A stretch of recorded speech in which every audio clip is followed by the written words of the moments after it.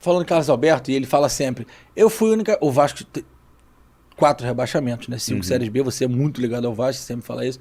E ele brinca sempre, eu subi campeão em 2009, o Vasco dele, tinha o Souza, a Chulapa jogou um tempo lá, o Praz era o goleiro, tinha uma Allan Kardec, eu acho que tava. Ô Pedro, e o Vasco, você acompanhou de perto, né? Porque você fez parte ali daquilo tudo ali, até da época do Júlio e tal, sempre foi um pandemônio politicamente, né? Parece que agora com a SAF a coisa vai estar mais organizada. Então, Javier, o Vasco não precisaria da SAF se tivesse um estatuto no qual beneficiasse o clube, não o sistema. Esse é um ponto. Tá? O Flamengo é um grande exemplo, que se reergueu sem SAF. E o Vasco tem um engajamento do seu torcedor que potencializa qualquer questão de investimento interno para abrir um leque de receita impressionante. Você bota um negócio hoje, o torcedor vai lá, você vai fazer estátua do Roberto, o torcedor vai lá, você vai fazer uma campanha, o torcedor vai lá. Então, assim, tinha diversos mecanismos para você potencializar, né, a torcida do Vasco, que é apaixonada.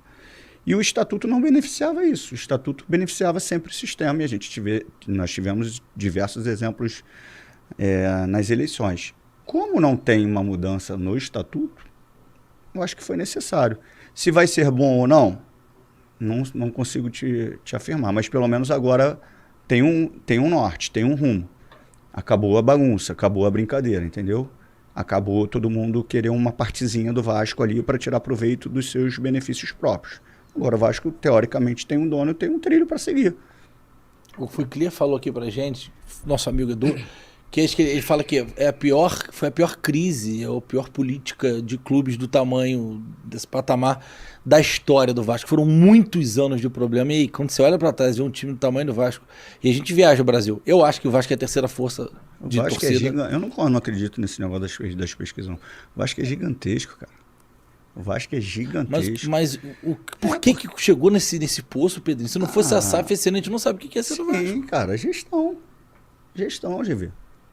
E responsabilidade. Só isso. Se você não tem responsabilidade com a questão financeira da tua casa, tu vai quebrar a tua casa, meu. Mas na tua época de Libertadores, o Vasco tava bem 97 e 98 foram os únicos anos que pagou em dia. Quem era patrocinador na época? Era Ásia. Subi em 95. 95 não recebia, 96 não recebeu, 99 não recebeu, 2000 não recebeu, 2001 não recebeu. Só não recebeu, que eu digo assim, atrasava pra caramba. Sim. Aquele ano da Libertadores. Só. Eu queria ter visto, antes de virar SAF, uma gestão corporativa como foi o Bandeira de Melo, um cara que não é dirigente de clube, tipo o Júlio Brandt. Sim, queria ter visto antes de virar SAF. O que eu acho é o seguinte, independente da SAF ou não, mas falando antes de virar SAF, o que no Brasil, e eu acho que a maioria dos lugares, mas aqui a gente tem menos paciência de ver para esperar as coisas acontecerem. Se você vai fazer um processo de médio e longo prazo, né, de 3 a 6 anos para você equilibrar as finanças, o torcedor não quer saber, ele quer ser campeão no primeiro ano, no segundo ano, no terceiro ano.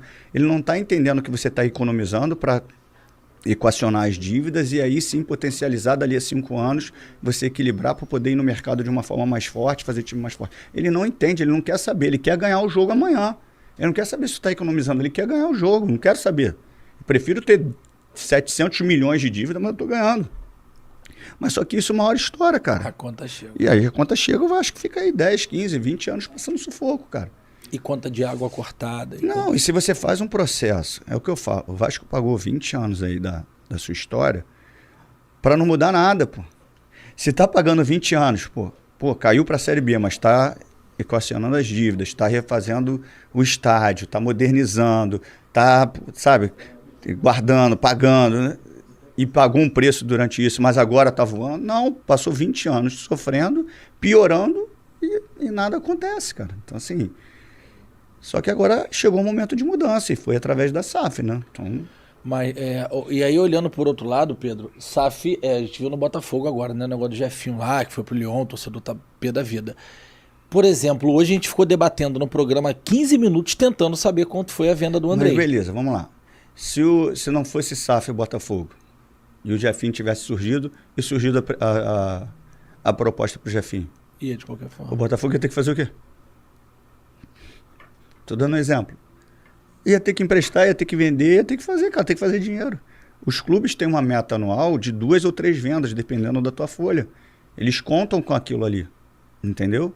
Eles contam com aquilo ali. O que eu não posso é... A minha conta, se eu tenho um equilíbrio financeiro, o que eu não posso fazer é o seguinte, vou vender esse aqui, que é jovem, vou vender ele por tanto, e vou trazer esse aqui, que é mais velho, por um preço alto, que não chega ao preço da venda, mas vou trazer... Cara, eu prefiro aumentar o salário desse moleque aqui, botar ele lá em cima, sustentar ele, se eu tenho equilíbrio financeiro, obviamente. Melhorar muito o salário dele e convencer ele que ele está num gigante, que ele vai ganhar muito e vai ficar aqui. Do que eu ter que vender ele, mas eu vou gastar dinheiro com outro que vai me entregar muito menos. Queria chegar aí. Fluminense fez isso aí com o André. Vasco não podia ter feito com o Andrei? Então, aí entra o meu ponto de respeitar o que está acontecendo lá dentro. A gente não sabe.